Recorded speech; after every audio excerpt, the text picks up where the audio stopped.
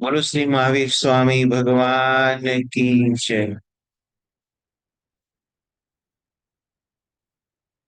નમો અરિહંતાણં.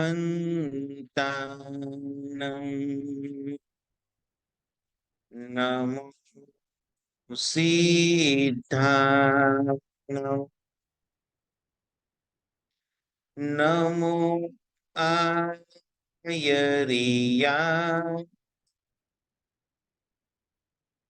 નમો ઉવજ્જાય.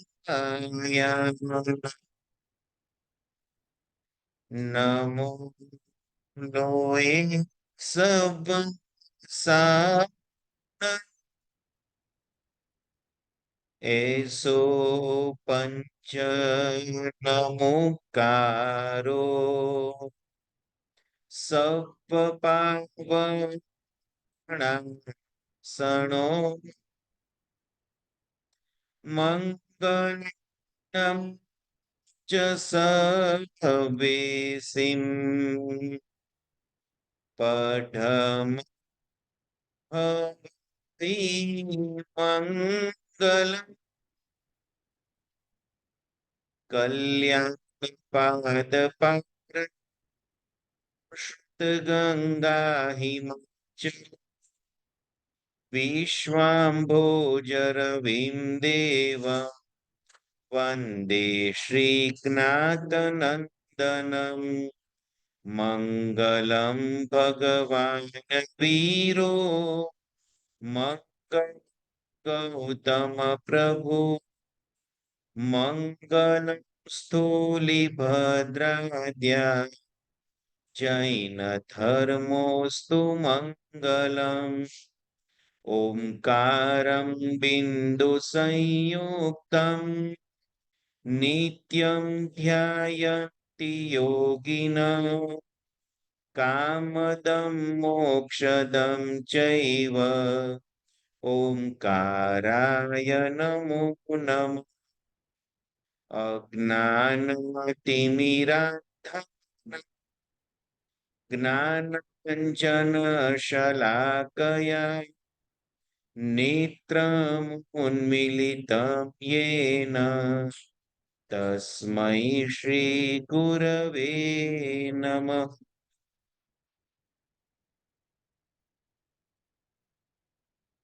સકળ શ્રી સંજ્ઞા ચરણોમાં કોટી કોટી વંદન. તપસ્વી સૌ સુખ સાતામાં હશો. શાશ્વતી ચૈત્ર માસની ઓળીનો મંગલમય 5મો દિવસ. સાધુ પદની આરાધના. આપણા સાંજના સ્વાધ્યાય અંતર્ગત આપણે ઉત્તરાધ્યયન સૂત્રના 29મા અધ્યયન, જેનું નામ છે સમ્યક્ત્વ પરાક્રમ, એની વિચારણા કરી રહ્યા છે. સુધર્મ સ્વામી ભગવાન જંબુ સ્વામીને આ વાત કહી રહ્યા છે કે પ્રભુ મહાવીરદેવ પોતાની અંતિમ દેશનામાં આ રીતે ફરમાવીને ગયા છે. એ રીતે જંબુ સ્વામી આ બધી વાતોને ગ્રહણ કરી રહ્યા છે. એમાં 29મા અધ્યયનની અંદર અલગ અલગ 73 બોલ આપવામાં આવ્યા છે. એ 73 બોલ અંતર્ગત ગઈકાલે આપણે આલોચના, આત્મનિંદા, આત્મગર્હા એની ઉપર વિચારણા કરી હતી.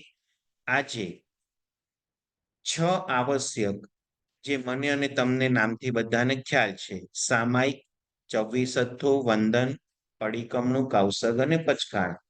આ 6 આવશ્યક ક્રમબદ્ધ રીતે આની અંદર મૂકવામાં આવ્યા છે. જંબુ સ્વામી ભગવંત સુધર્મ સ્વામીને પ્રશ્ન કરે છે કે ભગવંત, સામાયિક કરવાથી જીવ કયા ગુણને પ્રાપ્ત કરે છે? સુધર્મ સ્વામી ભગવંત કહે છે, સામાયિકથી જીવ સાવધ્ય યોગોથી નિવૃત્તિ પામે છે. આપણી શરૂઆત સવારની પણ આ સાધુ પદની વાતમાં કદાચ આ જ પદાર્થ આપણે થોડા ઘણા અંશે લીધેલો છે કે સામાયિક લેવાનું મૂળ સૂત્ર કયું? કરેમી ભંતે. અને એની અંદર શું વાત મહાપુરુષો કરી ગયા? તો કે હું પાપ કરું નહીં, કરાવવું નહીં, અને કરતા હોય એની અનુમોદના કરું નહીં. આ રીતે તમામ પ્રકારે મન વચન કાયાથી સાવધ્ય યોગોની નિવૃત્તિ લેવી એ સામાયિકનું ઉત્તમ ફળ છે. એના દ્વારા જીવને શું પ્રાપ્ત થાય? તો સમતાની પ્રાપ્તિ થાય. સામાયિક પણ અલગ અલગ ઘણા બધા પ્રકારે છે. મુખ્યતયા આપણે જે અત્યારે સામાયિક લઈએ છીએ એ સામાયિક લઈને આપણી પ્રવૃત્તિ વધારે પડતી શું હોય છે? હું અને તમે જ્યારે પણ સામાયિક કરવા માટે બેસીએ, જે રોજે રોજ સામાયિક કરતા હોય એના જીવનની અંદર સામાયિકમાં નવસ્મરણ ગણવા, નવકારવાળી ગણવી વગેરે અમુક અમુક ફિક્સ ક્રિયાઓ થઈ ગઈ હોય અને એટલું કાર્ય બરાબર પરિપૂર્ણ થાય એટલે લગભગ સામાયિકનો સમય આવી ગયો હોય. પણ સામાયિકની અંદર સાચા અર્થમાં સ્વાધ્યાય કરવાનો છે એ સ્વાધ્યાય કયો એ કદાચ આપણને ખ્યાલ નથી, અને ખ્યાલ છે તો એનો ઉપયોગ કરતા નથી. સૌથી પહેલા તો સામાયિક લેતી વખતે એરિયાવૈયાની ક્રિયા પૂરી થાય એટલે સૌથી પહેલો આદેશ આપણે મુપત્તિ પડીલેહણનો માંગીએ. મુપત્તિ પડીલેહણનો આદેશ માંગીએ એની અંદર સૌથી પહેલો બોલ, મુપત્તિ પડીલેહણના બોલ ખ્યાલ હશે. સૂત્ર અર્થ તત્વ કરી સદ એટલે શું?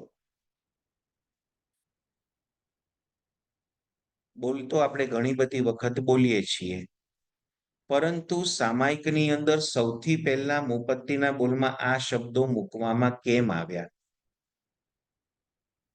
સૂત્ર એટલે જે કંઈ આપણને 2 પ્રતિક્રમણ, 5 પ્રતિક્રમણ, 4 પ્રકરણ, 3 ભાષ્ય, 6 કર્મગ્રંથ, તત્વાર્થ સૂત્ર, વૈરાગ્ય શતક, ઇન્દ્રિય પરાજય શતક વગેરે જે સૂત્રો આપણને પ્રાપ્ત થયા છે એ સૂત્રોને ભણવા, એના અર્થની જાણકારી મેળવવી અને એના અર્થની જાણકારી મેળવ્યા બાદ સૂત્ર અને અર્થનું કોમ્બિનેશન કરી અને રહસ્યનો વિસ્ફોટ શું થાય છે, આ સૂત્રનો આ અર્થ નીકળે છે એની પાછળનું રહસ્ય જ્ઞાની મહાપુરુષોએ શું બતાવ્યું છે એને તદુભય કહેવાય. બંનેનું મિશ્રણ એટલે સૂત્ર અર્થ તત્વ કરી સદહું, એનું તત્વ એનું રહસ્ય પકડવાનું છે. સદહું એટલે શ્રદ્ધા કરવી.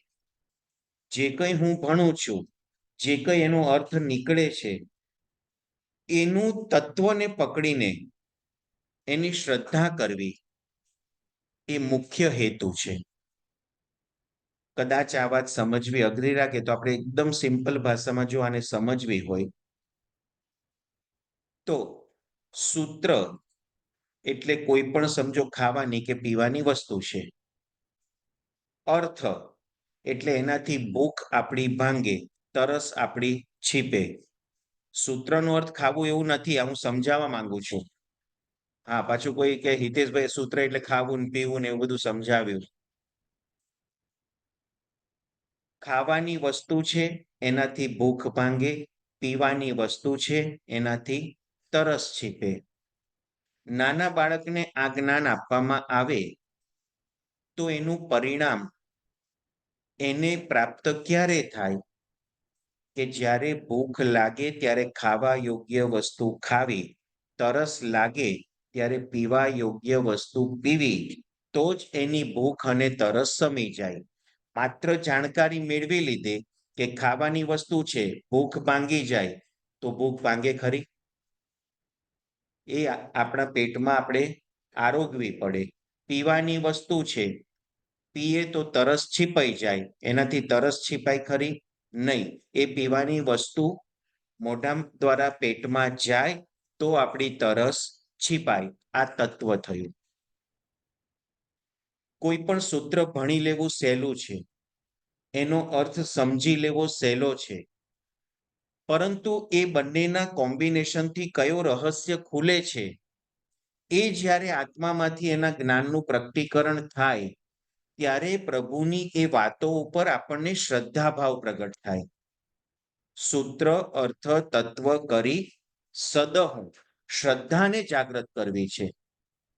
તો શ્રદ્ધા માત્ર ભણી જવાથી કે અર્થ સમજી જવાથી નહીં આવે, પરંતુ એનું પરિણામ કેવી રીતે મળે એનું ચિંતન મનન કરવું અને પરિણામ સુધી પહોંચવું ત્યારે જ આપણને શ્રદ્ધા ભાવ જાગૃત થશે. અત્યાર સુધીમાં ઘણી બધી વખત આપણે સામાયિક કર્યા હશે.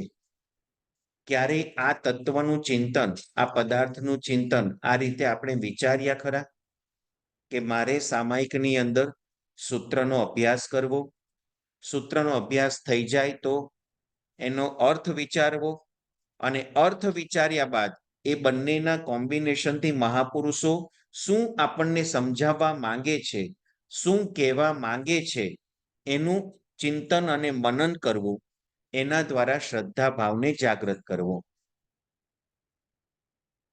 લગભગ મારી અને તમારી સામાયિક કોઈક જાપ કરવામાં, કોઈક નવસ્મરણ વગેરે ગણવામાં આપણો સમય આપણે પરિપૂર્ણ કરતા હોઈએ છીએ. પરંતુ સ્વાધ્યાય શબ્દનો સાચો અર્થ સ્વનું અધ્યયન કરવું. સ્વનું અધ્યયન આવશે ક્યારે? સૂત્ર ભણ્યા હોઈશું તો આવશે, એનો અર્થ સમજ્યા હોઈશું તો આવશે. અને એ બંનેનું ભેગું પરિણામ શું આવે?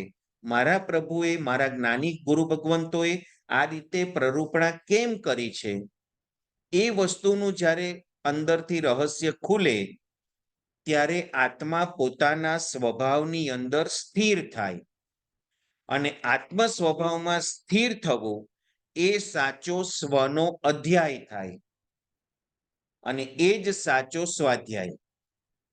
પરંતુ બાળ જીવો, પહેલી કક્ષાના જીવો સૌથી શરૂઆતની અંદર આ લેવલ સુધી પહોંચી નથી શકતા. એટલા માટે એને બહારના સૂત્રનો અભ્યાસ, એનું અર્થનું ચિંતન આ બધું દર્શાવવામાં આવ્યું. પરંતુ આપણે આટલા વર્ષોથી સામાયિક કરતા હોઈએ, આટલા વર્ષોથી આપણે આ બધી ક્રિયાઓ કરતા હોઈએ, તો હવે તો ક્યારેક આનું ચિંતન અને મનન આપણે કરી શકીએ કે નહીં? અત્યાર સુધીમાં મારી જેમ કેટલા બધા જ્ઞાની મહાપુરુષો કદાચ અહીંયા આવી ગયા હશે. હું અજ્ઞાની છું, મિચ્છામિ, મારી જેવા જ્ઞાની નહીં, મારા કરતા વિશેષ જ્ઞાની ઘણા બધા અહીંયા આગળ પધાર્યા હશે. ઘણા બધાની સાથે આપે સૌએ સ્વાધ્યાય કર્યો હશે. કદાચ આપ ભારતમાં ગયા હોય તો ત્યાં પણ ગુરુ ભગવંતોની નિશ્રામાં ઘણા બધા વ્યાખ્યાન શ્રવણ વગેરે કર્યા હશે. આટલી બધી વસ્તુની સમજણ મેળવી લીધા પછી હજી જો એ પરિણામ આપણી અંદર પ્રગટ થતો ન હોય તો માત્ર થિયરિકલ નોલેજ આપણને મોક્ષે પહોંચાડશે ખરા? આપણે આપણા આત્માને પૂછવાનું છે. શાસ્ત્રકાર ભગવંતો કહે છે જ્ઞાન ક્રિયાભ્યામ મોક્ષ. તત્વાર્થ સૂત્રમાં ઉમા સ્વાતીજી મહારાજાએ દર્શાવ્યું દર્શન જ્ઞાન ચારિત્રાણી મોક્ષ માર્ગ. તો દરેક જગ્યાએ જ્ઞાનની સાથે ક્રિયાને ભેળવી છે. ચારિત્ર એટલે સમ્યક ક્રિયા છે. તો આપણે અત્યાર સુધી બાહ્ય ક્રિયાઓ તો ઘણી બધી કરી, મોક્ષે પહોંચવા માટે જ કરી, પરંતુ આપણો આત્મા મોક્ષ તરફ આગળ વધ્યો કે નહીં? આપણા આત્માને ક્યારેય આપણે પ્રશ્ન કર્યો ખરા? આ પ્રશ્ન એવો છે કે બીજા પાસેથી આનો જવાબ નહીં મળે, અંદરથી જવાબ મેળવવો પડશે. અને અંદરથી જવાબ મેળવવા માટે બહારની દુનિયાથી અલિપ્ત થવું પડશે. આપણે જ્યારે પહેલી અરિહંત પદ સિદ્ધ પદની વિચારણા કરતા હતા ત્યારે બે શબ્દ ઉપર આપણે થોડોક ભાર આપ્યો હતો, આરાધના અને સાધના. બરાબર છે પુણ્યશાળી? જે પહેલા દિવસોમાં હશે એમને ખ્યાલ હશે. આરાધના કોને કહેવી? કે જે બાહ્ય ક્રિયાઓ સ્વરૂપ છે, ઘણા બધા સાથે મળીને ક્રિયામાં જોડાય છે, શુભ ક્રિયાઓ છે, પ્રભુની આજ્ઞા મુજબની ક્રિયાઓ છે, આ બધી આરાધના છે. પરંતુ એ આરાધનાના માધ્યમે સાધનામાં પ્રવેશ કરવાનો છે.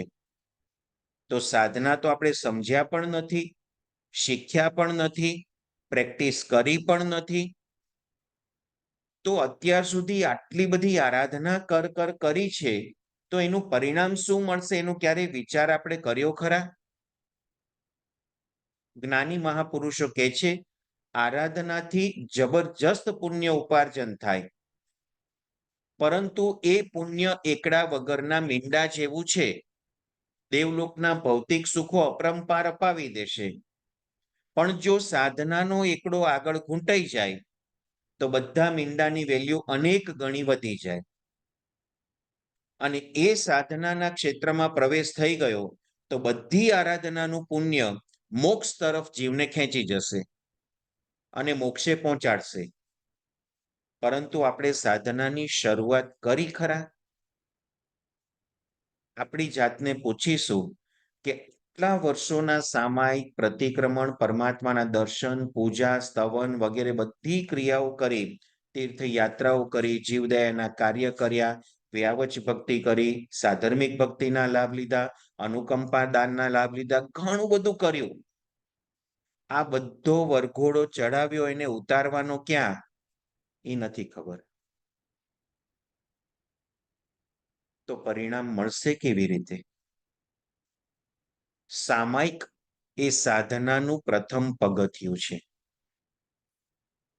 આમ તો બહાર મન ભટક્યા જ કરે છે, વચનની પણ બેફામ પ્રવૃત્તિઓ ચાલુ જ છે, કાયાથી પણ આપણે ઘણી બધી ક્રિયાઓ કર્યા જ કરીએ છીએ. પરંતુ એ મન વચન કાયાને સ્થિર કરવા માટે જ્ઞાની મહાપુરુષો સાધનાના ક્ષેત્રમાં આપણને પ્રવેશ કરાવે છે સામાયિકથી. કે તમે સામાયિકમાં બેસી જાઓ, કરેમી બંતે ઉચરી લો છો, એટલે ત્યારથી લઈ અને 48 મિનિટ સુધી હવે હું મન વચન કાયાની કોઈ પણ અશુભ પ્રવૃત્તિનો ત્યાગ કરું છું. આ પચખાણ આવી જાય છે અને એટલા માટે હવેની 48 મિનિટ માત્ર મારા આત્મા માટે, બીજા કોઈના માટે નહીં. આ છે સાધનાનું પ્રથમ પગથિયું. અને એમાં આત્મ સ્વભાવમાં સ્થિર થવા માટે થોડી ઘણી મહેનત અને પુરુષાર્થ શરૂઆતમાં કરવા પડશે. પુણ્ય શ્રાવકનું લેવલ લાવવા માટે મહેનત ઘણી બધી કરવી પડશે, પણ નહીં આવે લેવલ એવું નથી. અઘરું ચોક્કસ છે, પણ મહેનત કરીશું તો પરિણામ મળશે. પણ સાચી દિશાની આપણી મહેનત હોવી જરૂરી છે. એના માટે આજે આપણે જેને મેડિટેશન કહીએ છીએ અને શાસ્ત્રીય પરિભાષાનો શબ્દ ધ્યાન છે, તો ધ્યાનની અંદર પ્રવેશ કરવો પડશે. અને ધ્યાનની અંદર પ્રવેશ કરવા માટે ભૂતકાળને ભૂલી જાઓ, ભવિષ્યની ચિંતાથી મુક્ત થાઓ. એટ પ્રેઝન્ટ વર્તમાનમાં હું ક્યાં છું, વર્તમાનમાં હું શું છું, એનું ચિંતન અને મનન ચાલુ કરો. અને વર્તમાનમાં મનને પકડી રાખવા માટે આપણી પાસે એવો કયો ઉપાય છે કે જેમાં મન વર્તમાનમાં જ રહે, ભૂતકાળમાં ખેંચાઈ ન જાય, ભવિષ્યની ચિંતાઓ ન કરે? એના માટે આપણી પાસે એવું કયું પરિબળ છે કે જે આપણને પ્રેઝન્ટ ટેન્સમાં પકડી રાખે, વર્તમાનમાં પકડી રાખે? તો એના માટેનું સર્વશ્રેષ્ઠ આલંબન આપણા શ્વાસોશ્વાસ છે. એ હંમેશા આપણને પ્રેઝન્ટ ટેન્સ એટલે કે વર્તમાન કાળમાં જ પકડી રાખશે.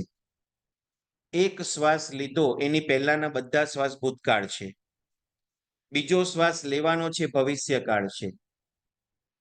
અત્યારે જે શ્વાસ મારા અંદર ગયા અને શ્વાસ મારા બહાર નીકળ્યા, જેને શ્વાસ ઉશ્વાસ કહેવામાં આવે, એવા શ્વાસોશ્વાસ, એની ઉપર મનનું કોન્સન્ટ્રેશન કરીશું તો મન વર્તમાન કાળમાં પકડાશે. અને એ વર્તમાન કાળમાં પકડાયેલું મન, એનાથી મનને ભટકવાનો જે બહુ જ વિચારો કરવાનો સ્વભાવ છે, એનાથી મન નિવૃત્ત થશે. એટલા સમય પૂરતું મનના વિચારો શાંત થશે. અને મન શાંત થાય એટલે ઘણી બધી બાજી જીતી ગયા. કારણ કે સૌથી પહેલું તો એને જ કંટ્રોલ કરવાનું છે. છતાં આ સમજણ કેળવ્યા પછી પ્રેક્ટિસ કરીશું તો એવું નથી માની લેવાનું જરૂર કે 48 મિનિટ સુધી આપણે પકડાઈ રહીશું. 8 મિનિટ થાય ને તો પણ આપણે ઘણું જીતી ગયા કહેવાય. એકાદ 2 મિનિટ પણ જો મનને પકડી રાખીએ ને તો સારી વસ્તુ છે. અને એ શ્વાસોશ્વાસ ઉપર ધ્યાન કેન્દ્રિત કરી મનને શાંત કરીશું એટલે શ્વાસોશ્વાસ પણ શાંત થશે. આ બંનેનું કોમ્બિનેશન છે. મનના વિચારો જેટલા ફાસ્ટ ચાલતા હશે ને એટલા શ્વાસોશ્વાસ પણ ફાસ્ટ ચાલશે. અને મનના વિચારો જેટલા શાંત થશે એટલા શ્વાસોશ્વાસ પણ શાંત થશે. તો જ્ઞાની મહાપુરુષો આપણને રિવર્સ સમજાવી રહ્યા છે કે મનને તમે ડાયરેક્ટ કંટ્રોલમાં કરી નથી શકતા, પણ શ્વાસોશ્વાસ તમારા હાથમાં છે, એને કંટ્રોલ કરવા. એની સ્પીડ બહુ ચાલતી હોય તો સ્લો ડાઉન કરવા માટે શ્વાસોશ્વાસને તમે ઇઝીલી સ્લો ડાઉન કરી શકશો.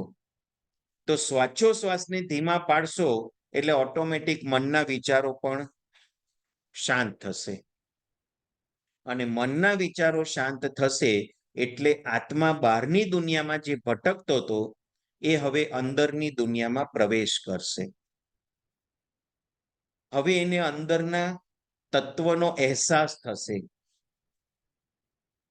પછી એનું ચિંતન અને મનન આત્માનું આગળ વધે. સૌથી પહેલો પ્રશ્ન થાય, હું કોણ છું? હું શુદ્ધ સ્વરૂપી આત્મા છું. આ વસ્તુ અત્યાર સુધી ઘણા બધા ગુરુદેવોના મુખે સાંભળી, ઘણા બધા ગ્રંથોમાં એનું અધ્યયન કર્યું, પણ એ માત્ર બુદ્ધિના સ્તરે હતું કે હું કોણ છું, તો હું શુદ્ધ સ્વરૂપી આત્મા છું. આ માત્ર બુદ્ધિના સ્તરે આપણે સમજેલા છીએ. આત્માના અનુભવના સ્તરે હજી સુધી એ સમજણ નથી આવી. તો હવે એ સમજણ ક્રિએટ થશે, એનો અનુભવ થશે કે હું શુદ્ધ સ્વરૂપી આત્મા છું. અને એ અનુભવ જેને થાય એટલે તરત બીજો પ્રશ્ન થશે કે તો હું ક્યાંથી આવ્યો અને ક્યાં જવાનો? જો આ શરીર એ હું નથી, હું શુદ્ધ સ્વરૂપી આત્મા છું. આત્માને રહેવાનું ઘર એ આ શરીર છે, પણ શરીર અને આત્મા ભિન્ન છે. તો પછી આત્મા આવ્યો ક્યાંથી અને અહીંયાથી શરીર છોડીને જવાનો ક્યાં?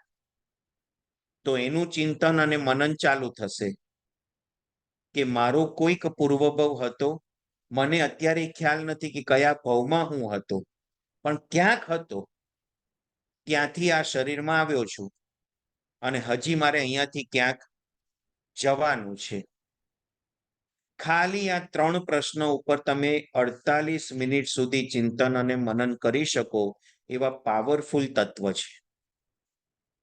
પછી તો આગળની વિચારણા ઘણી બધી છે, ઘણું આગળ વિચારી શકાય, પરંતુ શરૂઆતનું બેઝિક સ્ટેજ આ છે કે સામાયિક લીધા પછી સ્વનું અધ્યયન કરવું. સ્વ એટલે આત્મા, એનું અધ્યયન કરવું, એને સ્વનો અધ્યાય કહેવાય, એનું નામ સ્વાધ્યાય. અને એટલે જ સામાયિકની અંદર સૌથી છેલ્લે આદેશ માંગવામાં આવે, સજ્જાય કરો. હે ગુરુદેવ, હવે તમે આજ્ઞા આપો તો હું સ્વાધ્યાય કરું. પણ સજ્જાય કરુંનો આદેશ લીધા પછી પણ ક્યારેય આપણે સ્વનો અધ્યાય કરવાનો પ્રયત્ન કર્યો નથી. ચોક્કસ જે કંઈ સૂત્ર તમે વાંચ્યા હશે, જે કંઈ નવકારવાળી જાપ વગેરે કર્યા હશે, બધું સારું જ હશે, અને એ બધું કર્યું છે તો હવે અંદર ઊંડા ઉતરાશે. પહેલા જ સામાયિકથી કોઈને કહેવામાં આવે કે આ બધું છોડી દો અને અંદર ઊંડા ઉતરી જાઓ, નહીં ઉતરી શકાય, કારણ કે સૂત્રનો અભ્યાસ જ નથી. થોડો ઘણો આછો પાતળો પણ અભ્યાસ હોય તો આપણે અંદર ઊંડા ઉતરી શકીએ. એટલે સામાયિક અત્યારે જે આપણે વિચારીએ છીએ એનાથી સર્વ સાવધ્ય યોગોથી નિવૃત્ત થવાય. એટલે મન વચન કાયાની જે કોઈ અશુભ પ્રવૃત્તિઓ હતી એનાથી હવે આત્મા નિવૃત્ત થાય છે.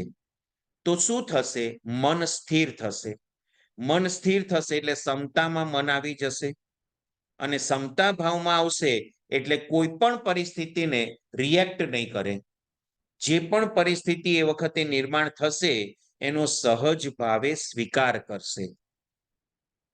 આપણે તો પ્રતિક્રમણ લઈને બેઠા હોઈએ, એમાંય સંવત્સરી જેવા દિવસો હોય, ખીચોખીચ 200, 300, 500 વ્યક્તિ ભર્યા હોય, અને ગરમી ઉકળાટ સારો થતો હોય, તો વિધિ ક્યાં ચાલતી હોય અને મન ક્યાં ચાલતું હોય. એમાં જો એકાદી પવનની લહેરખી આવી જાય, સંવત્સરી પ્રતિક્રમણ વખતે પહેલું કટાશનું ક્યાં પથરાય? બારી બારના દિવાલના ટેકે, કે પછી જ્યાં સ્થાપનાજી ભગવંત હોય એની આજુબાજુમાં?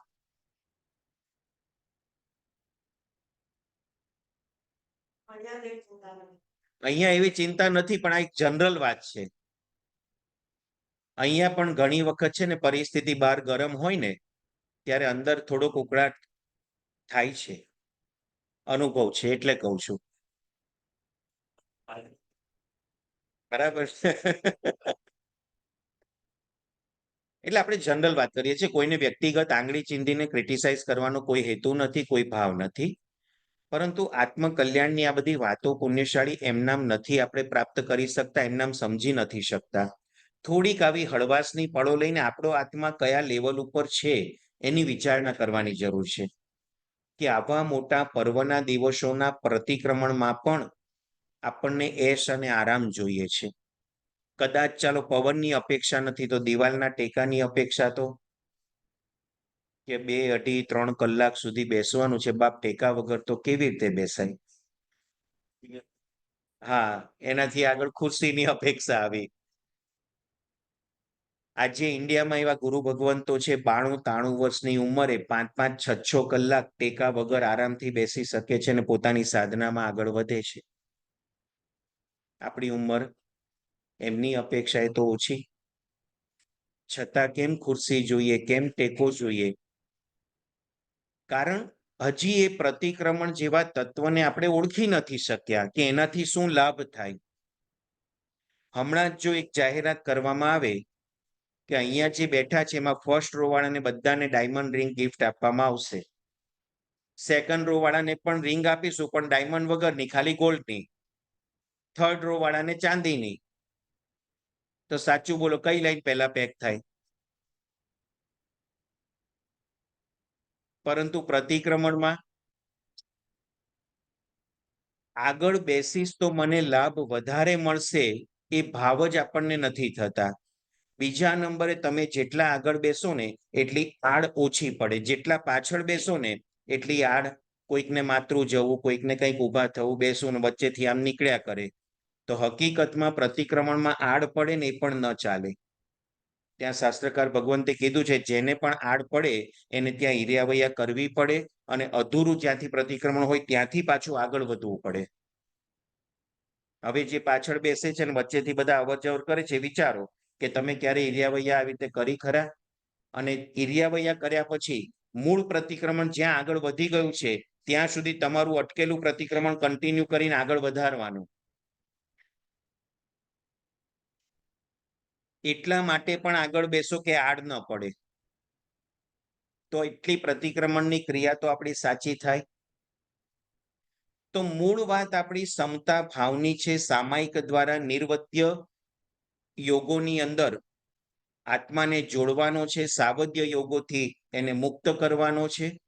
અને સાવધ્ય યોગોથી મુક્ત થયેલો આત્મા સમતા રસની અંદર ઝીલે, કોઈ પણ પરિસ્થિતિમાં કોઈ પણ રિએક્ટ આત્મા દ્વારા ન થાય. અનુકૂળ પરિસ્થિતિ આવી તો હરખાવાનું નહીં, પ્રતિકૂળ પરિસ્થિતિ આવી તો દ્વેષ કરવાનો નહીં. પ્રતિક્રમણમાં દિવાલ પાસે, બારી પાસે, બારણા પાસે બેઠા હોય ને પવનની લેરખી આવે અને જો હાશકારો થતો હોય તો સમજવું કે હજી શરીરનું જ આપણે સેવા શુશ્રૂષા કરીએ છીએ, આત્માની કંઈ પડી. કારણ કે જે પવન આવે છે એમાં વાયુકાયના જીવો છે. આપણા શરીરને સ્પર્શે છે, આપણું શરીર ગરમ, વાયુકાયના જીવનું શરીર ઠંડુ. એ જીવો આપણને ટચ કરે અને કેટલા બધા જીવોની કિલામણા થઈ જાય, કેટલા બધા જીવોની હિંસા થઈ જાય અને આપણે પાછો હાશકારો મેળવીએ, હાસ, મજા આવી ગઈ.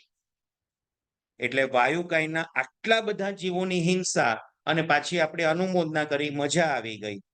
બીજી બાજુ કરેમી બંતેનો પાઠ ઉચરી અને આપણે પ્રતિજ્ઞા લીધી છે કે મન વચન કાયાથી કોઈ પણ જીવની હિંસા નહીં કરું. ક્યાં કોમ્બિનેશન થાય, ક્યાં મેળ બેસે આ બધું?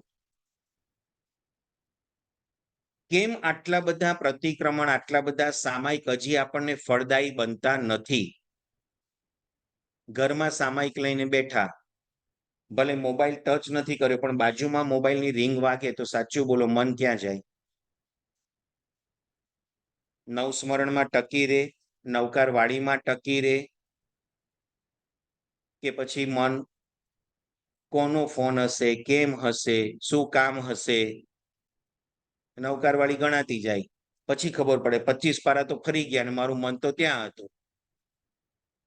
આ તો સારું છે કે નવકારવાળીમાં મેરુ મૂક્યો છે. શરૂઆતમાં 2 નવકાર, 3 નવકાર, 5 નવકાર સુધી નવકારમાં મન હોય, પછી 6ઠ્ઠો 7મો શરૂ થાય ને તે 108 આવે ત્યાં સુધી ભટક્યા જ કરે. આ તો મેરુ આવે ને ત્યારે ખબર પડે કે ભાઈ બહુ ભટક્યો, હવે અટકી જા.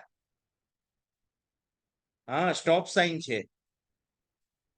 આ સ્ટોપ સાઇન બહુ ઉપયોગી છે કે ભટકવાનું આપણને અટકાવી દે. પરંતુ આપણે એ બધું સમજતા જ નથી. એ બધું સમજવા પ્રયત્ન પણ નથી કરતા. ચાલો, અજ્ઞાનતા હોય સમજી શકાય, પણ જિજ્ઞાસા તો હોવી જોઈએ કે સામાયિક કેમ કરવાનું, કેવી રીતે કરવાનું, શેના માટે કરવાનું, એની પાછળનું રહસ્ય શું છે, એનું ફળ શું છે. આપણે ક્યારેય પુરુષાર્થ જ નથી કર્યો. બસ ગતાનુગતિક આપણા વડીલો સામાયિક કરતા હતા, આપણે કરવાનું. સામાયિકની ક્રિયા ખરાબ નથી. સામાયિક કરતા હોય તો અટકી જાવ એવું કહેવાનો ભાવ નથી. પણ એ સામાયિક સાચી રીતે કરીએ તો વધારે ઉત્તમ ફળની પ્રાપ્તિ થાય. આ સામાયિક આવશ્યક, 6 આવશ્યક જે પ્રભુએ જ્ઞાની મહાપુરુષોએ દર્શાવેલા છે એ જીવનમાં રોજ આચરવા જેવા છે. એટલા માટે એને આવશ્યક કેટેગરીમાં મૂકવામાં આવ્યો.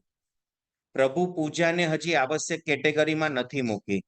6 આવશ્યકના આપણે નામ બોલ્યા: સામાયિક, ચવિસતો, વંદન, પડીકમણું, કાવસર ને પચખાણ. એમાં કઈ પ્રભુની અષ્ટપ્રકારી પૂજા એનો ઉલ્લેખ બતાવ્યો નથી. પરંતુ સામાયિક એ ફરજિયાત કરવા યોગ્ય છે. રોજ રોજ સામાયિક કરવું જોઈએ. આ વાત જ્ઞાની મહાપુરુષોએ દર્શાવી. એની પાછળનું રહસ્ય આ જ છે કે સતત રાગ અને દ્વેષમય જીવન આપણું ચાલી રહ્યું છે. એનાથી આત્મા સતત કર્મનો બંધ કરી રહ્યો છે. એ કર્મના બંધને અટકાવવા માટે, કર્મના બંધને તોડવા માટે સામાયિક બહુ જરૂરી છે. અને સામાયિક દ્વારા જીવ પાપની પ્રવૃત્તિમાંથી નિવૃત્ત થાય, સમતા યોગની અંદર ઝીલતો થાય, અને સમતા યોગની અંદર આવીને સ્વનો અધ્યાય જ્યારે થાય ત્યારે અનંત અનંત કર્મની નિર્જરા એની થતી જાય. આત્મા ઉપર લાગેલા અનંતા કર્મ નિર્જરતા જાય. આ પ્રભાવ છે સામાયિકનો. તો અહીંયા જ્યારે સુધર્મ સ્વામી જંબુ સ્વામીને કહી રહ્યા છે ત્યારે જંબુ સ્વામીને એમ સમજાવે છે કે આ સામાયિક જે પુણ્યશાળી ઉત્તમ ભાવે કરે એ તે જ ભવમાં મોક્ષે પહોંચી જાય. આપણે હવે પછીના સામાયિક થોડા ઘણા અંશે પણ સાચા સ્વાધ્યાય દ્વારા કરીએ. જે કંઈ વાંચન કરીએ છીએ, જે કંઈ જાપ વગેરે કરીએ છીએ, સારી પ્રવૃત્તિ છે. પણ એનાથી ઉત્તમ પ્રવૃત્તિ જો કોઈ હોય તો એ બધાથી નિવૃત્ત થઈને અંદર ઊંડા ઉતરી જાઓ. બહારની પરિસ્થિતિનું પણ ભાન ભૂલાઈ જાય. હું ક્યાં છું, અત્યારે કેટલા વાગ્યા છે, હવે પછી મારે શું કરવાનું છે, કોઈ વિચાર નહીં. માત્ર અંદર ઊંડા ઉતરી જઈએ અને એના દ્વારા સ્વનું અધ્યયન કરતા જઈએ. શાસ્ત્રકાર ભગવંતો કહે છે એટલી બધી કર્મની નિર્જરા થાય, સમતા રસની અંદર ઝીલતા ઝીલતા આત્મા એવો હળવો ફૂલ થાય કે પુણ્ય શ્રાવકની જેમ, જ્યારે સામાયિકનું નામ આવે ને પુણ્ય શ્રાવક ઓટોમેટિક આવી જ જાય. કારણ કે પ્રભુ જો એમના મુખે ગુણગાન કરતા હોય તો એની પાછળ કંઈક તો રહસ્ય હશે. પુણ્ય શ્રાવકનું સામાયિક કેવું હતું? હમણાં એક પુણ્યશાળી મને પૂછવા આવ્યા હતા કે એના સામાયિકમાં એવું શું હતું કે જેના કારણે પરમાત્માના મોઢે એનું નામ ચડી ગયું. તો પુણ્ય શ્રાવક જ્યારે સજ્જાઈમાં છું, સજ્જાઈ કરું એ આદેશ માંગે ત્યારથી લઈ એના આત્મ પ્રદેશો સીધા સિદ્ધશિલા ઉપર પહોંચી જાય. અહીંની કોઈ પરિસ્થિતિ સાથે એને કંઈ લેવા દેવા નહીં. માત્ર આત્મભાવની અંદર હું શુદ્ધ અને સિદ્ધ સ્વરૂપી આત્મા છું. મારે કોઈની સાથે આ દુનિયામાં કાંઈ લેવા દેવા નથી. હું એકલો આ દુનિયામાં આવ્યો છું, એકલો જવાનો છું. અને મારું સાચું સ્થાન સિદ્ધશિલા છે કે જ્યાં અનંત આત્માઓ સિદ્ધશિલા ઉપર અનંત સુખને માણી રહ્યા છે.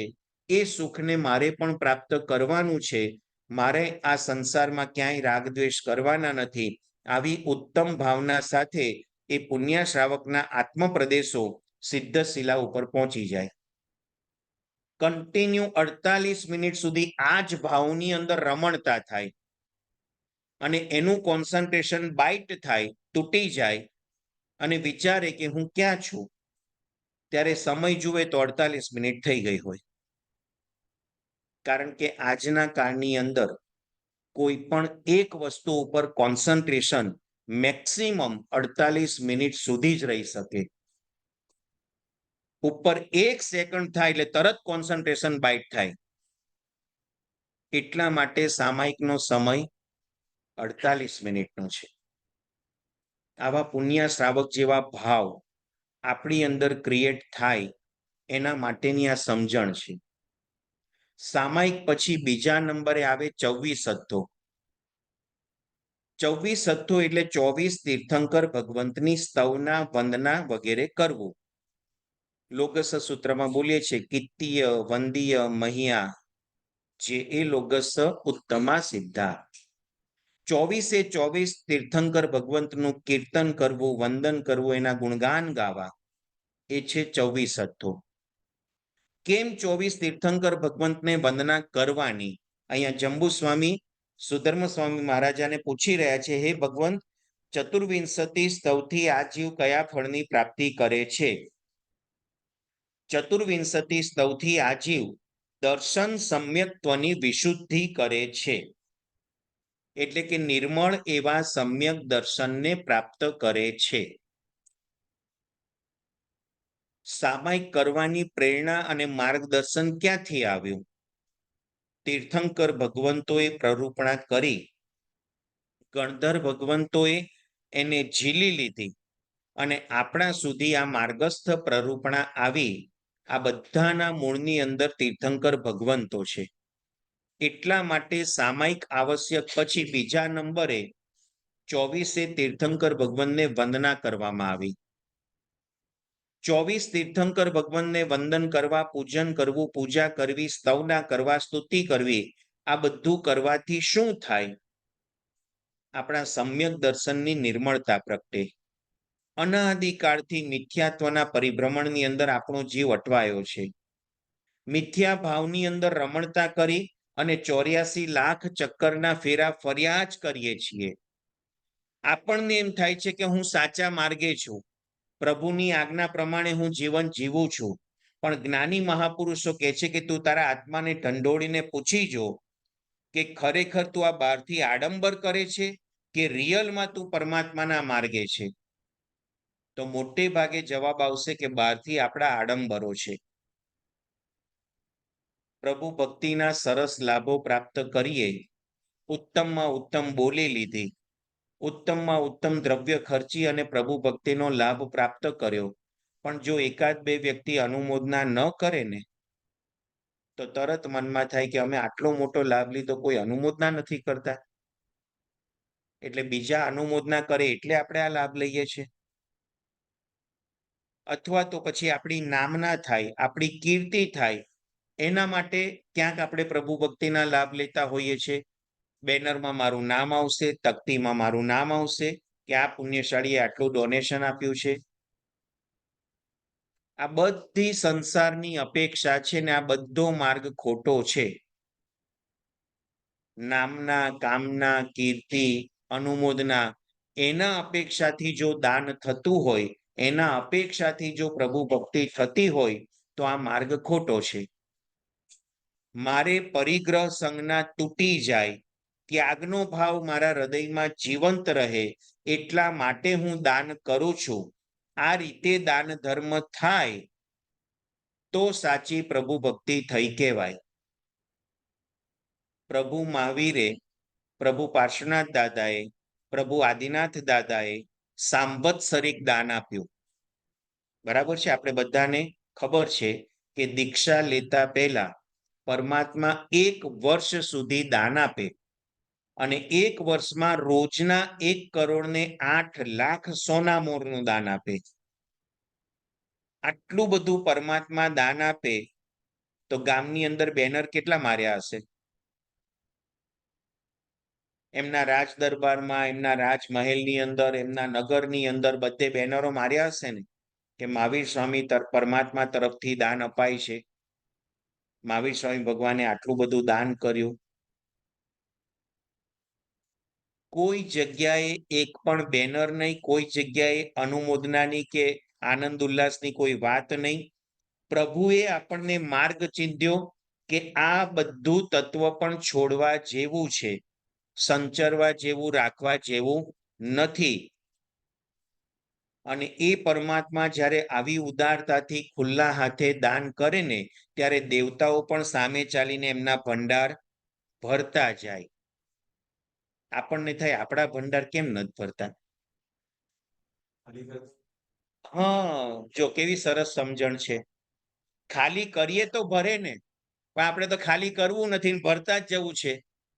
એક લોકર નાનું પડે તો બીજું લોકર, બીજું ભરાઈ જાય તો ત્રીજું, તિજોરી નાની હોય તો મોટી તિજોરી, વધતું જ જાય, વધતું જ જાય. પરિગ્રહ સંજ્ઞા આપણને એટલી બધી સતાવે છે.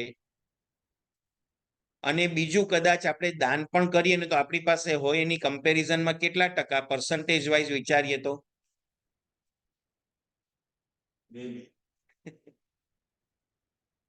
તો પરમાત્મા ભક્તિ પણ કેવી રીતે કરવી જોઈએ?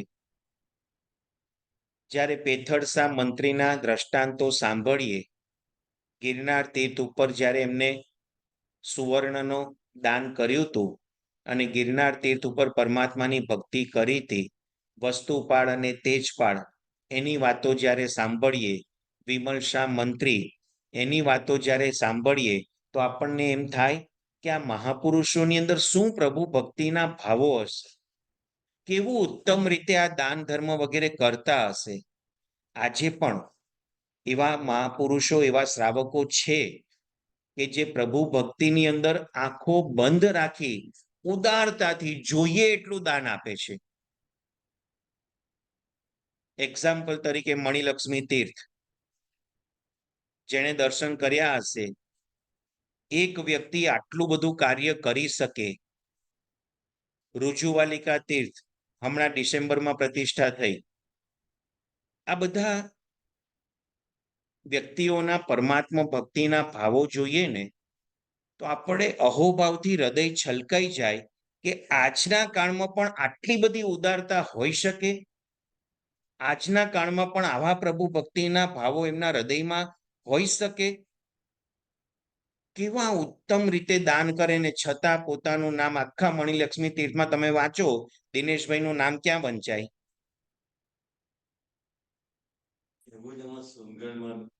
હા, સોનગઢમાં. એટલે જ્યાં જ્યાં પણ આજના કાળમાં પણ એવા શ્રાવક શ્રાવિકાઓ છે કે આવા ઉદારતાથી આટલું બધું કાર્ય કરે છતાં બેનરમાં, તકતીમાં ક્યાંય નામની અપેક્ષા નહીં. તો આપણે આ બધાના જીવન ચરિત્રનો વિચાર કરીને આપણે પ્રભુ ભક્તિ કેવી રીતે કરવી જોઈએ. અને એકલું દાન જ પ્રભુ ભક્તિ છે એવું પણ નથી. ખાલી પૈસાદાર જ ભક્તિ કરી શકે એવું નથી શાસ્ત્રમાં. પરમાત્મા ભક્તિ સ્તુતિ દ્વારા પણ થાય, સ્તવન કરવા દ્વારા પણ થાય, પ્રભુની પૂજા કરવા દ્વારા પણ થાય, અને એ પૂજામાં એવા લયલીન બની જાય. આજે ઇન્ડિયાની અંદર એવા શ્રાવકો પણ છે, અભિષેક કરે તો 1.5 કલાક 2 કલાક સુધી કન્ટિન્યુ અભિષેક ધારા ચાલુ જ હોય, એને સંતોષ જ ન થાય. એટલું બધું પરમાત્મા ભક્તિમાં લયલીન બની જાય, એક તાન બની જાય અને એના ભાવો ઉછળ્યા જ કરે. તો આવી પ્રભુ ભક્તિ આપણા હૃદયમાં ક્યારે આવશે? કિત્તીય વંદીય મહ્યા શબ્દ ઘણી વખત આપણે બોલ્યા છીએ, પણ એ પરમાત્માનું કીર્તન, પરમાત્માને વંદન, પરમાત્માના ગુણગાન કેવી રીતે કરવાના? રાવણ અને મંદોદરીની વાત આવે છે અષ્ટાપદ ગિરિરાજ ઉપર. ઇતિહાસ તો બધી જગ્યાએ આપણને ગવાહ આપે છે કે કેવી પરમાત્મા ભક્તિ મંદોદરી અને રાવણમાં વસેલી હતી. મંદોદરી કાંડી તૂર બનીને નૃત્ય કરી રહી છે અને રાવણ વીણાના તાર ઝણઝણાવી રહ્યા છે. બંને જણા ભાન ભૂલ્યા છે, એક નૃત્યમાં તો બીજા વીણામાં. અને એમ કરતા કરતા ધ્યાન ન રહ્યું ને જોરથી તાર ખેંચાઈ ગયો, તાર તૂટી ગયો. બીજા તારની અંદર અવાજ એનો ચાલુ રાખ્યો, વીણા વાદન ચાલુ રાખ્યું, પણ રાવણને મનમાં થયું કે હમણાં આ મારો લય જો તૂટી જશે તો મંદોદરીની ભક્તિમાં ખામી આવી જશે, અટકી જશે. એવું ન થાય એટલા માટે લઘુ લાઘવી કળા હતી એની પાસે. પોતાની જ પગની નસ ચીરી નાખી, ખેંચી નાખી અને વીણાના તારની જગ્યાએ બાંધી દીધી અને પ્રભુ ભક્તિ ચાલુ રાખી. શાસ્ત્રકાર ભગવંતો કહે છે એ વખતે એના હૃદયમાં જે પરમાત્મા ભક્તિનો અનહદ નાદ હતો એના કારણે તીર્થંકર નામ કર્મ નિકાચિત કર્યું. આપણી દેરાસરની પળો કેવી જાય. આની પહેલા પણ વાત કરી હતી, આપણે દર્શન કરતા હોઈએ અને કોઈ વચ્ચે આવી જાય તો આપણા ભાવ ટકી રહે ખરા? આપણે પૂજા કરતા હોઈએ ને કોઈનો ઠેબો લાગી ગયો અને કેસર ફૂલ ઢોળાઈ ગયા તો આપણા મનના પરિણામ ટકી રહે ખરા? ચૈત્ય વંદન કરતા હોઈએ અને વચ્ચે આરતીનો સમય થઈ ગયો, હવે ચૈત્ય વંદનમાં ભાવ ટકે ખરા? જે પણ ક્રિયા કરીએ ને કોન્સન્ટ્રેશન પૂર્વક કરીએ, મનના પરિણામ સાથે કરીએ તો એનું સાચું ફળ મળે. આ તો ચૈત્ય વંદન કરતા કરતા બાજુમાં કોઈ આવ્યું અને કે ચાલો મારી જોડે આ ફૂલનો હાર ભગવાનને ચડાવવાનો છે. આપણે હજી ફૂલનો હાર ચડાવ્યો નતો, ફૂલ પૂજા કરી હતી પણ ફૂલનો હાર ચડાવ્યો નતો અને કોઈ આપણને કહી ગયા, તરત જ મન ત્યાં ખેંચાઈ જાય.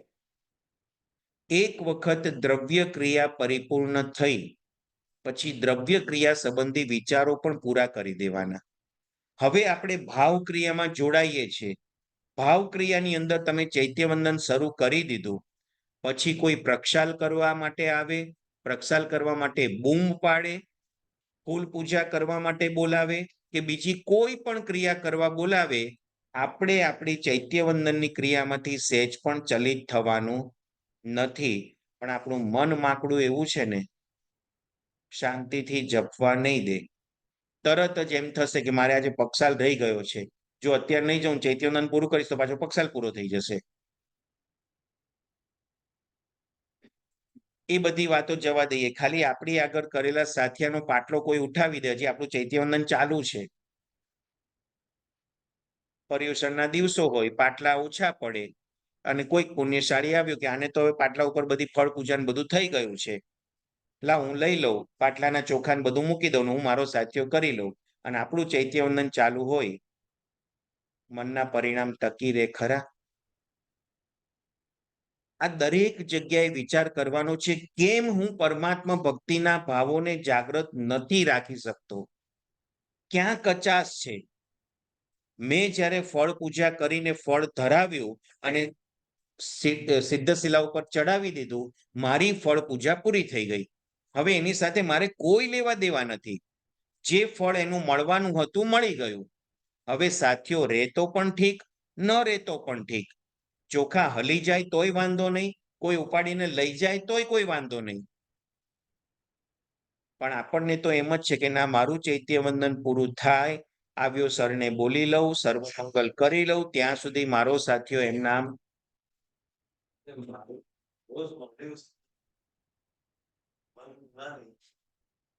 એ વાત બી સાચી છે, પણ આપણને સમજ જ નથી કે મેં જ્યારે ફળ ચડાવ્યું ત્યારે મારી દ્રવ્ય પૂજા બધી પરિપૂર્ણ થઈ અને હવે ચૈત્યવંદન સ્વરૂપ ભાવ પૂજામાં પ્રવેશ કરું છું, તો ભાવ પૂજાની અંદર દ્રવ્યની સાથે કોઈ કનેક્શન જ નથી. પરંતુ આ સમજણ નહીં હોવાના કારણે મનના ભાવો આપણા ટકી શકતા નથી. આફ્ટર ઓલ છેલ્લું ગોલ, છેલ્લું પરિણામ શું આવશે કે કોઈક જ્ઞાની મહાપુરુષ એ જ વખતે જ્ઞાનનો ઉપયોગ મૂકીને આપણા મનના પરિણામને જુએ છે અને એ જ વખતે આપણું આયુષ્ય બંધાય છે, તો આપણે દુર્ગતિમાં જવા લાયક આયુષ્ય બાંધીએ છીએ, તિર્યંજ ગતિ યોગ્ય આયુષ્ય બાંધીએ છીએ. હવે કોઈ પ્રશ્ન કરે કે દેરાસરમાં આયુષ્ય કર્મનો બંધ પડે તો જીવ ક્યાં જાય? સદગતિમાં જ જાય એવું નક્કી ખરું? એટલે સારા સારા સ્થાનમાં પણ આપણે જો મનના પરિણામને ટકાવી નથી શકતા તો આવા પવિત્ર સ્થાનોમાં પણ આપણે દુર્ગતિમાં જવાલાયક કર્મ ઉપાર્જન કરી બેસીએ છીએ. તો અહીંયા ચતુર્વિંશતિ સ્તવ એટલે 24 તીર્થંકર ભગવંતને વંદના, એના દ્વારા એના ફળનું વર્ણન કર્યું કે સમ્યક દર્શનની શુદ્ધતા થાય, એટલે મિથ્યાત્વનું વમન થાય, સમ્યક દર્શન પ્રાપ્ત થાય અને પ્રાપ્ત થયેલું સમ્યક દર્શન વધુ ને વધુ નિર્મળ થાય. પણ જો આપણા મનના પરિણામો આવી રીતે પતિત થશે તો નિર્મળ થવાને બદલે વધારે દૂષિત થશે. એટલા માટે પણ આપણે મનને કેળવવાની જરૂર છે, મનને સમજણ આપવાની જરૂર છે કે હે જીવ, તું અત્યારે પ્રભુની સામે છે, પ્રભુની ભક્તિ કરી રહ્યો છે, 1 સેકન્ડ માટે પણ કોઈના પ્રત્યે દુર્ભાવ દ્વેષભાવ કંઈ પણ કરવાનું નથી. ચાહે ગમે તેવી પરિસ્થિતિનું નિર્માણ થઈ જાય, પણ મનથી આપણે સહેજ પણ દુર્ભાવ કરવાના નથી. આ વાત જ્યારે મન કેળવાશે ત્યારે કોઈ પણ પરિસ્થિતિનું નિર્માણ થશે, આપણે દુર્ભાવમાં નહીં જઈએ તો જ સમ્યક દર્શનની વધુ ને વધુ વિશુદ્ધિ થશે. ત્રીજા નંબરનું આવશ્યક વંદન, ગુરુવંદન. કેમ? તો કે સામાયિક 24 તીર્થંકર ભગવાનને વંદના, આ બધું સમજણ આવી ક્યાંથી? જો ગુરુ તત્વ ન હોત તો આપણને આ બધું જ્ઞાન મળી શકત નહીં. પણ ગુરુ તત્વ વિદ્યમાન છે, કોઈક આચાર્ય સ્વરૂપે, કોઈક ઉપાધ્યાય સ્વરૂપે, કોઈક સાધુ સાધ્વી સ્વરૂપે, કોઈ પણ રીતે ગુરુ તત્વ વિદ્યમાન છે, એને આપણને આ સમજણ આપી, અથવા તો એમના લખેલા શાસ્ત્રો ગ્રંથો, એના દ્વારા આપણને બોધ થયો કે પરમાત્મા ભક્તિ કરવી જોઈએ, સામાયિક કરવું જોઈએ. એટલા માટે ત્રીજા સ્થાને ગુરુવંદન બતાવવામાં આવ્યું. તો અહીંયા જંબુ સ્વામી ભગવાન પ્રશ્ન કરે છે કે ગુરુવંદન કરવાથી શું ફળની પ્રાપ્તિ થાય? ગુરુવંદન કરવાથી જીવ નીચ ગોત્ર કર્મનો ક્ષય કરે છે, ઉચ્ચ ગોત્ર કર્મ બાંધે છે તથા અપ્રતિહત સૌભાગ્ય અને આજ્ઞા ફળને પ્રાપ્ત કરે છે. ગુરુવંદન કરવાથી નીચ ગોત્ર કર્મનો ક્ષય થાય. ગઈકાલે પણ આ એક વિચારણા થોડીક આપણે કરી હતી ઉપાધ્યાય પદ વખતે, કે જ્યારે જ્યારે હૃદયની અંદર ગુરુવંદનના ભાવ પ્રગટે ત્યારે વિનમ્રતા આવે તો જ વંદન થઈ શકે. અક્કડ માણસ વંદન કરી શકશે નહીં. સામેના ગુરુ તત્વ પ્રત્યે જ્યારે વિનમ્રતાનો ભાવ આવે ત્યારે જ ગુરુવંદન આપણે કરી શકીએ. અને ગુરુવંદન કરનાર વ્યક્તિ એને ક્યારે પણ નીચ ગતિમાં જન્મ ધારણ કરવા પડતા નથી. એને હંમેશા ઉચ્ચ ગોત્ર પ્રાપ્ત થાય. ઉચ્ચ ગોત્રની અંદર જૈન પરિવાર, ક્ષત્રિય પરિવાર વગેરે આવે. હરિજન, ભંગી વગેરે નીચ ગોત્રમાં ગણાય, કારણ કે જન્મતાની સાથે જ એમને બધા હલકા કામ કરવાના આવે, સાફ સફાઈ વગેરે. કદાચ દેવગતિ યોગ્ય આયુષ્ય બંધાય તો એની પણ વિચારણા આપણે ગઈકાલે કરી હતી કે દેવલોકમાં પણ કિલ્બિશિક દેવ તરીકે આપણો જીવ ઉત્પન્ન ન થાય. કિલ્બિશિક એટલે હલકી જાતિના દેવો, કે જે દેવોને ત્યાં પણ સાફ સફાઈના કામ કરવાના, ત્યાં પણ ઇન્દ્ર મહારાજાની આજ્ઞાને પાડી અને તિર્યંચના રૂપ ધારણ કરવાના. કોઈ હાથીનું રૂપ, કોઈ સિંહનું રૂપ, કોઈ બળદનું રૂપ, એવા અલગ અલગ તિર્યંચના રૂપ દેવને પણ ધારણ કરવા પડે.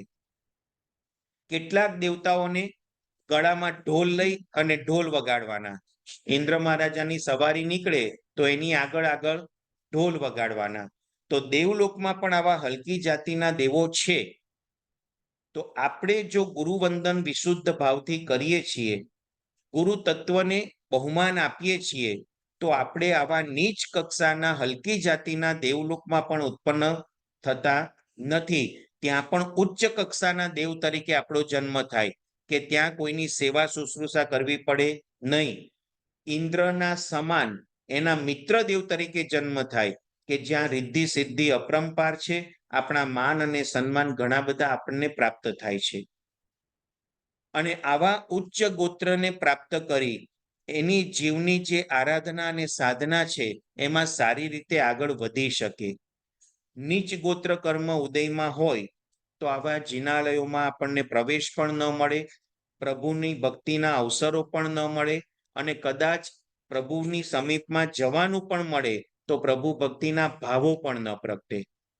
અત્યારે ઘણા બધા આપણા સેન્ટરમાં છે ને સાફ સફાઈનું કામ કરવા માટે નોન જૈન્સ આવે છે સાફ સફાઈ માટે. એ કદાચ દેરાસરમાં પણ કાજો લેતા હોય કે પોતું મારતા હોય તો એના હૃદયમાં પ્રભુ ભક્તિના ભાવો કેટલા.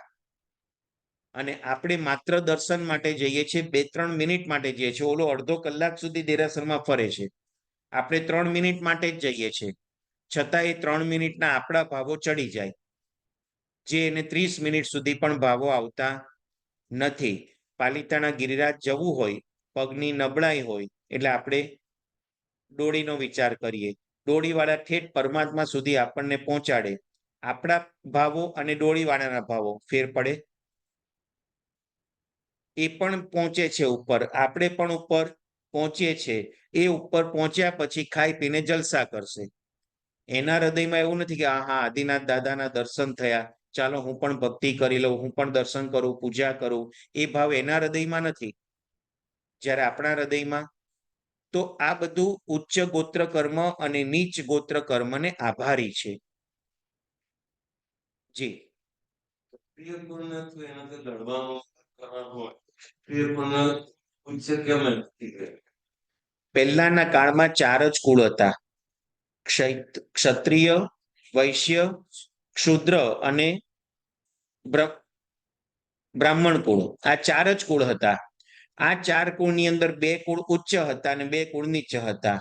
હવે એના ઉપરથી વિભાગો પડતા ગયા અને આટલા બધા અલગ અલગ અલગ અલગ વિભાગો આપણને જોવા મળે છે.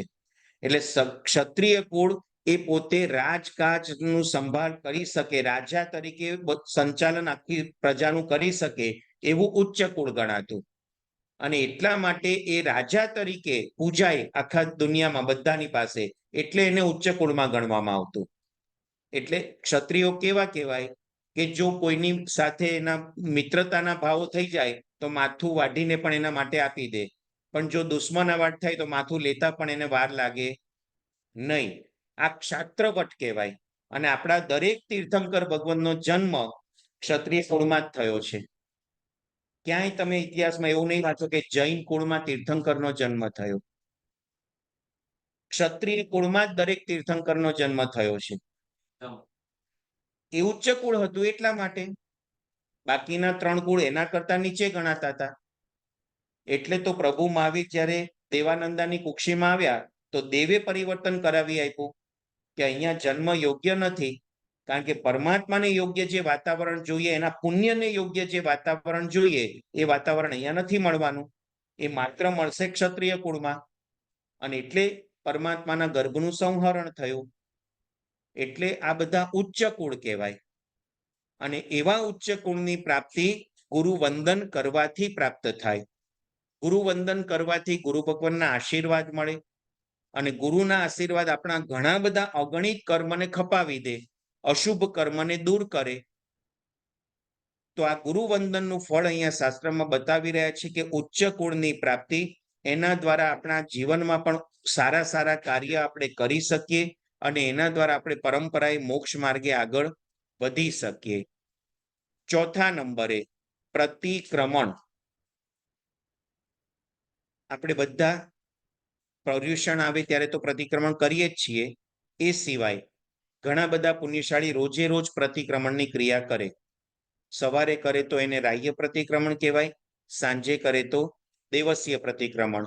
એ પછી આવે 15 દિવસનું પક્ષી, એ પછી 4 માસનું ચોમાસી અને એ પછી વર્ષનું સંવત્સરી. અત્યારે ભગવાન મહાવીર દેવના શાસનકાળમાં આ 5 પ્રકારના પ્રતિક્રમણ શાસ્ત્રમાં દર્શાવવામાં આવ્યા છે. પ્રતિક્રમણ શબ્દનો અર્થ શું થાય? પ્રતિ એટલે પાછા ફરવું, ક્રમણ એટલે આવવું, પાછા આવવું. જે ખોટા માર્ગે આગળ વધી ગયા છે ત્યાંથી પાછા આવવું, એનું નામ પ્રતિક્રમણ. દિવસ દરમિયાન એટલી બધી ખોટી પ્રવૃત્તિઓ આપણાથી થાય છે. દિવસ એટલે દિવસ કે રાત, બધું જ સમજવાનું.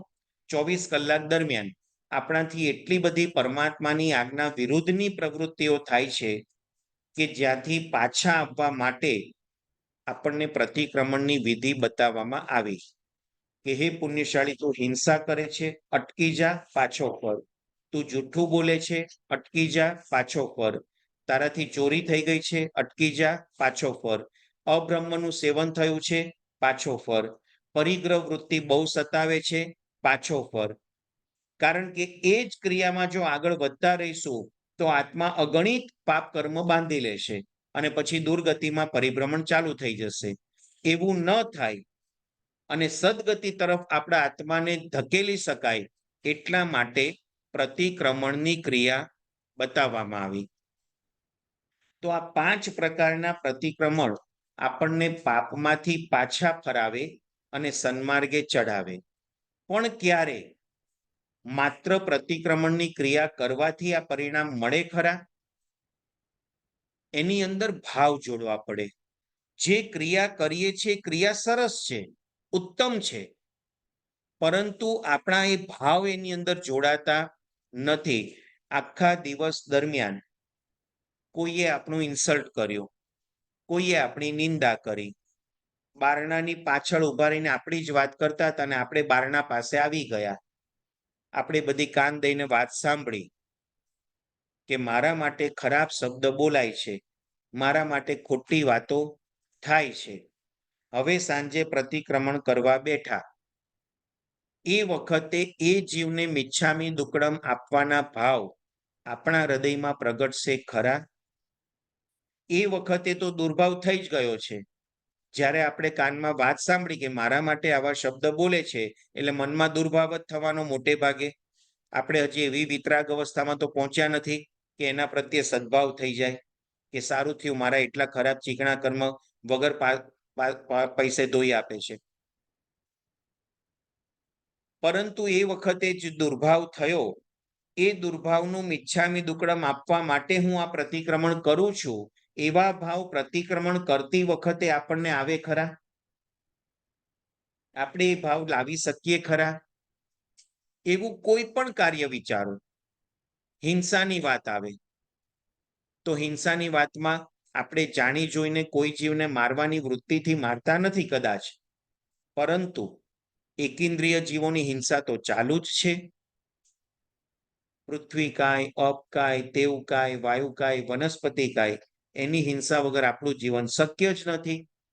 તો આ બધા જીવોની હિંસા સતત ચાલુ છે. એટલું જ નહીં, રાચી માચીને કરીએ છે, જાણી જોઈને કરીએ છે.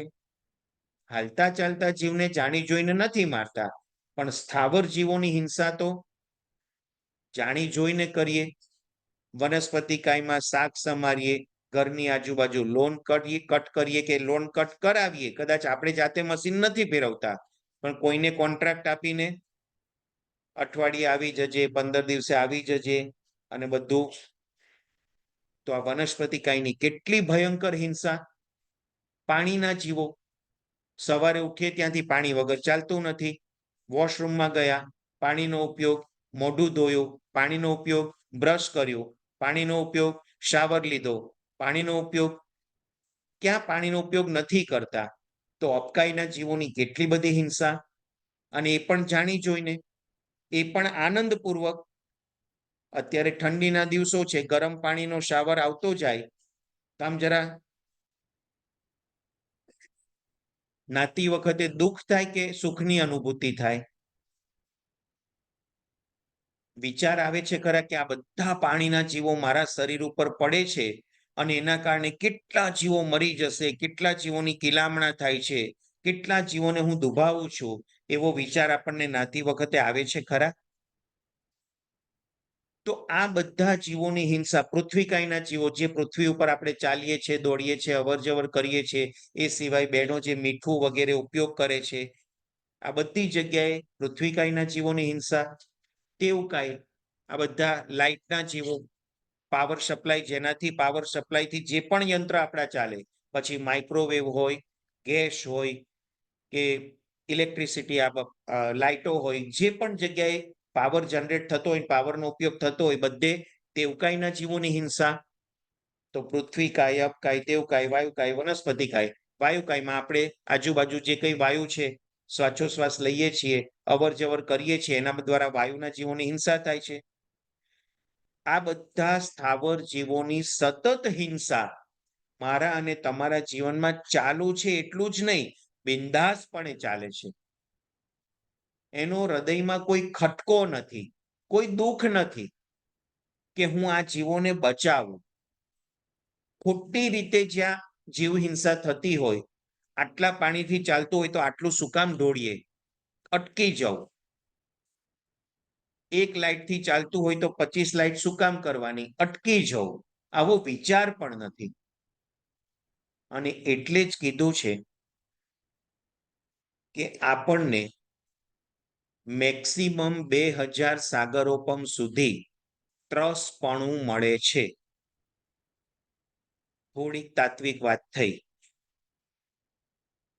જીવ-વિચાર નવતત્વનો અભ્યાસ કર્યો હોય તો ત્રસપણું શું છે, સ્થાવરપણું શું છે, ખ્યાલ આવે.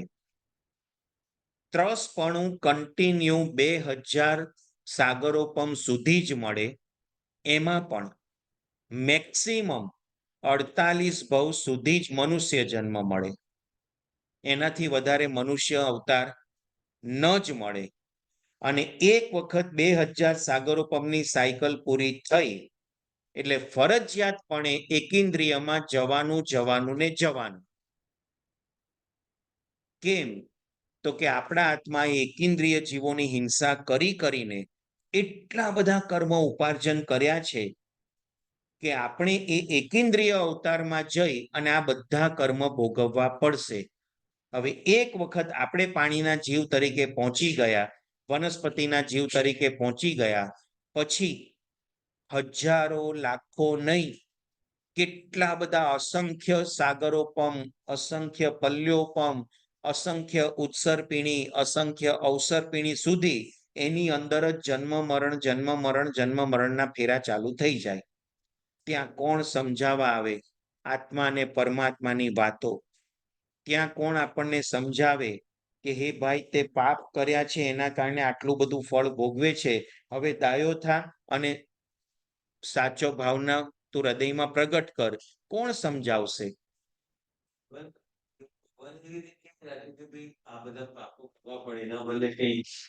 સરસ પ્રશ્ન, સરસ છે.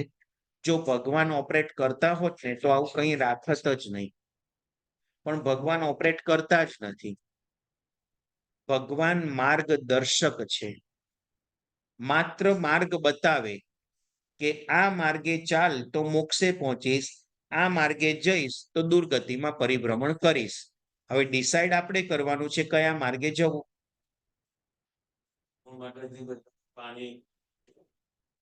ના કરવું પડે ને, સંયમ લઈ લો. કાલે સવારે આપણે મુહૂર્ત ઉત્તમ જ છે. એ તો પરમાત્મા એ જ કે છે ને કે તમે ઓઘો હાથમાં લઈ લો.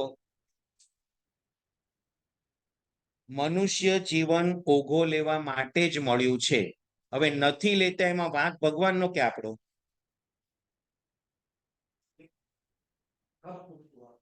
એટલે આપણે સૌથી પહેલા તો શ્રાવકનું લક્ષ, આજના સવારના પ્રવચનમાં આપણું શું વાત હતી સ્વાધ્યાયમાં, કે શ્રાવકનું લક્ષ સાધુપણાનું જ હોય અને સાધુપણાને અનુલક્ષીને જ બધી પ્રવૃત્તિ હોય.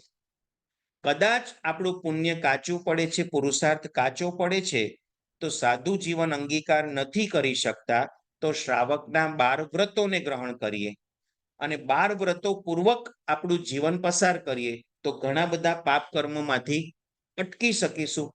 પણ સંપૂર્ણ તો નહીં જ અટકી શકીએ. અને એટલા માટે જે મળેલા એક સાયકલમાં 48 મનુષ્ય ભવ છે, મેક્સિમમ કીધા, મિનિમમ તો એક જ ભવમાં બી પાછું એકેન્દ્રિયમાં જતું રહેવાય. એવું જરૂર નથી કે ફરજિયાત બધાને 48 ભવ મનુષ્યના મળે. પણ આ તો મેક્સિમમ ભવ મનુષ્યના મળે તો કેટલા મળે? તો 48 ભવ મળે 2000 સાગરોપમની અંદર. અને એ 48 ભવ પૂરા થાય એટલે ફરજિયાતપણે એકેન્દ્રિયની અંદર પરિભ્રમણ ચાલુ થઈ જાય અને ત્યાં એટલા બધા દુઃખોને સહન કરવાના, વગર કારણે મરણ આપણું આવી જાય એવા બધા ભયંકર દુઃખોને સહન કરવાના, એવી સાયકલ અસંખ્ય ઉત્સર્પિણી અવસર્પિણી સુધી ચાલ્યા કરે. ફરી પાછો ક્યારેક એમાંથી છુટકારો થાય, ફરી પાછું કંઈક ત્રસ્કાઈપણું મળે, એટલે બે ઇન્દ્રિય, તે ઇન્દ્રિય, ચૌરેન્દ્રિય, એમાંથી પંચેન્દ્રિય તિર્યંજ, પાછી એમાંથી નરક ગતિ, પાછી તિર્યંજ ગતિ, પાછું દેવલોક, પાછી તિર્યંજ ગતિ, એમ પરિભ્રમણ કરતા કરતા ક્યારેક પુણ્ય જાગૃત થાય અને મનુષ્ય અવતાર મળી જાય. એ પણ મનુષ્ય અવતાર. હા, ઘણા એટલે આપણે કોઈ કલ્પના ન કરી શકીએ ને એટલા બધા ભવના પુણ્ય ભેગા થયા છે ત્યારે આ મનુષ્ય અવતાર મળ્યો છે. એકાદ ભવ કે બે પાંચ ભવનું પુણ્ય નથી, અનંતા ભવની કરેલી આરાધનાનું પુણ્ય, બધું પુણ્ય ભેગું થઈને અત્યારે ઉદયમાં આવ્યું છે. એક્ઝામ્પલ તરીકે આ ભવની અંદર રૂપિયો બચાવ્યો અને બેંકમાં જમા કરાવ્યો, ફરી પાછા 25, 50, 500 ભવ પરિભ્રમણ કરીને મનુષ્ય અવતાર મળ્યો, એમાં રૂપિયો બચાવ્યો અને બેંકમાં જમા કર્યો, એટલે 2 રૂપિયા થયા. ફરી બાજા 500, 1000 ભવનું પરિભ્રમણ, ફરી 1 રૂપિયો બચ્યો, બેંકમાં જમા કરાવ્યો, એમ કરતા કરતા 1 કરોડ રૂપિયા જમા થયા. કેટલા ભવનું પરિભ્રમણ કર્યું હશે વિચારો? 1 કરોડ રૂપિયા જમા થયા. એ 1 કરોડ રૂપિયા એક જ ભવમાં વાપરવા માટે મળી ગયા. તો એ ભવનું પુણ્ય કેવું? કેટલા બધા ભવનું પુણ્ય ભેગું થયું ત્યારે એક જ ભવમાં આ કરોડ રૂપિયા એક સાથે વાપરવા મળ્યા. એમ કેટલા બધા ભવનું પુણ્ય ભેગું થયું ત્યારે આવો મનુષ્ય અવતાર, આર્ય દેશ, આર્ય કુળ, સંસ્કારી માતા પિતા, જૈન શાસન, જૈન ધર્મ, જીનવાણીનું શ્રવણ, જીનવાણીના શ્રવણ પછી એની ઉપર શ્રદ્ધા, આટલું બધું મળ્યું છે. જી, 48 સુધી મનુષ્ય બહુ મળે. આપણે શાસ્ત્રોમાં કહીએ મેરુ પર્વત ઢગલા થઈ જાય એટલે આપણે જ્ઞાન તમે ભોગા લીધા છે. બિલકુલ સાચી વાત. મેં જે 48 ભવ કીધા એની પણ ટાઈમ લિમિટ બતાવી કે 2000 સાગરો પમની અંદર મેક્સિમમ 48 વાર મનુષ્ય ભવ મળે. એવા 2000 સાગરો પમના બીજા કેટલા પણ સર્કલ પસાર થયા, એ બધાના 48 ભવનું કેલ્ક્યુલેશન કરો ત્યારે મેરુ પર્વતના ઓઘાના ઢગલા થાય. 2000 સાગરો પમ એટલે આપણા માટે ઇન્ફિનિટી કાળ. એક સાગરો પમનું જ કેલ્ક્યુલેશન બહુ મોટું છે, 2000 નું તો પછી વાત આવશે. તો આટલું બધું જ્યારે પુણ્ય આપણું ભેગું થયું છે ત્યારે આવો સુંદર અને ઉત્તમ મનુષ્ય ભવ મળ્યો છે. પણ આપણે અત્યારે પેલા ખેડૂતના છોકરાની જેમ ચિંતામણી રત્ન હાથમાં આવ્યું, ઉછાળતો ઉછાળતો જતો હતો, એને ખબર જ નહોતી કે આ ચિંતામણી રત્ન છે. એને એમ કે સરસ મજાનો કાચનો ટુકડો ઝગમગી રહ્યો છે, અને એ ચિંતામણી રત્ન ઉછાળતો ઉછાળતો જતો હતો ને આગળ ઝાડ ઉપરથી એક કાગડો ચરક્યો એની ઉપર. એને થયું કાગડો મારી પર ચરક્યો, હાથમાં હતું એ ફેંક્યું છૂટું, કાગડો તો ઉડી ગયો, રત્ન હાથમાંથી ગયું. એમ આપણો મનુષ્ય ભાવ અત્યારે જાય છે. એક એક પળ, એક એક ક્ષણ આપણા માટે કિંમતી છે, પણ આપણને તો આરામ કરવા જોઈએ, ઊંઘવા જોઈએ, ટીવીમાં ટાઈમપાસ કરવા જોઈએ, મોબાઈલમાં ટાઈમપાસ કરવા જોઈએ, અને પછી આપણે બૂમાબૂમ કરીએ મારી પાસે સમય જ નથી, નહીતર તો હું આટલા સામાયિક કરું, આટલી ગાથા કરું, આટલી નૌકારવાળી ગણું. બધાને એક સરખો સમય મળ્યો છે. જે ભગવાન મહાવીરને સમય મળ્યો તો સાધના કરવા, એવો જ સમય આપણને મળ્યો. એમના 12.5 વર્ષનો કાળ કેવી રીતે ગયો, એની સામે આપણા 60-70 વર્ષ કેવી રીતે ગયા?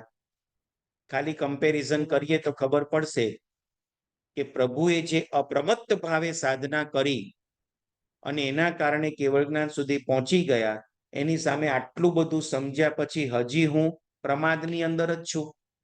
ક્યાંથી ઉદ્ધાર થશે? પ્રતિક્રમણની હજી પણ થોડી વાતો છે, સમય થવા આવ્યો છે. આજે આપણે વિરામ રાખીએ. આવતીકાલે છે કે નહીં? આવતીકાલની જાહેરાત કરી લો ને બધી જે હોય.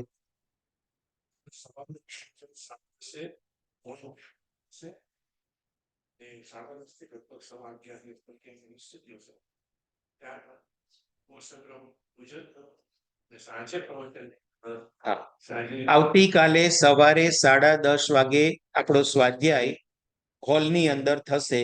મોટો હોલ નહીં, આ બાજુ નાના હોલની અંદર. હા, અને બપોરે 12:30 કલાકે ઉવસક ગહરમ પૂજન સંઘ તરફથી જે આયોજન કરવામાં આવ્યું છે એ પૂજન સાંજે 5 સુધી ચાલશે. અને ત્યારબાદ રાત્રે કલ્ચરલ પ્રોગ્રામ છે ને. હા, એટલે કાલે સાંજનો સ્વાધ્યાય આપણો માંગલિક રહેશે. સવારનો સમય 10:30 નો છે, તો આપણે સમયનો ઉપયોગ રાખીને બધા સ્વાધ્યાય.